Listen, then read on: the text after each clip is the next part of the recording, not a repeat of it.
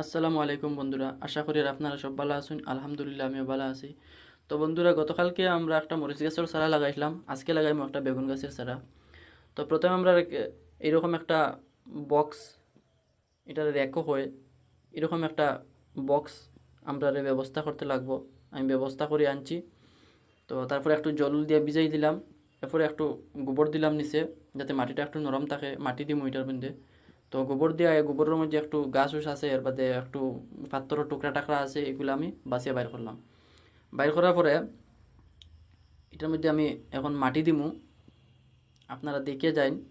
আর ভিডিওটা ভালো লাগলে লাইক করবা, কমেন্ট করবা, আর পেজটারে ফলো করতে ভুলবা না। আমি নতুন নতুন ভিডিও দিমু, ডেইলি ভিডিও দিমু, আপনারা দেখবা। তো এটার মধ্যে মাটি দিলাম। মাটি দেওয়ার পরে মাটিটা একটু জুড়ি করে দিলাম, একটু ঢেলা আছে। এরপরে আবার একটু গোবর দিলাম। গোবর দেওয়ার পরে এটা শুকনা গোবর, গোবর দিয়ে আবার গোবরটা একটু বাছি নিলাম। ঘাস আছে, এর বাদে পাথরের টুকরা আছে, ইটোর টুকরা আছে।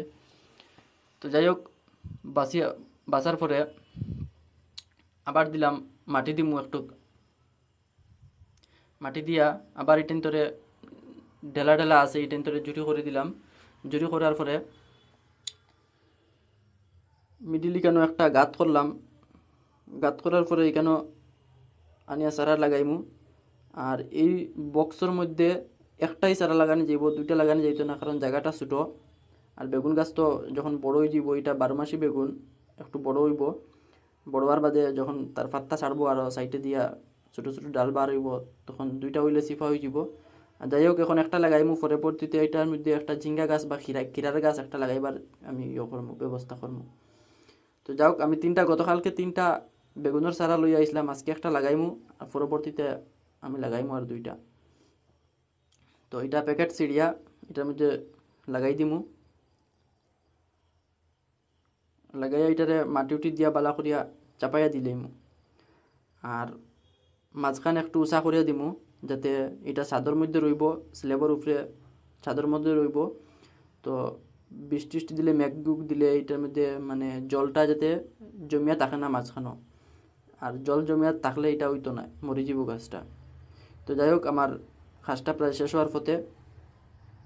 মাঝখানে একটু উঁচা করে দিলাম, এরপরে জল দিলেইমু ছিটাইয়া, জল ছিটানোর পরে তো ওখানেও ভিডিওটা শেষ করিলেইমু। আশা করি আর ভিডিওটা ভালো লাগবো। পেজটা ফলো করে রাখবা। ভালো থাকুন, সুস্থ থাকুন।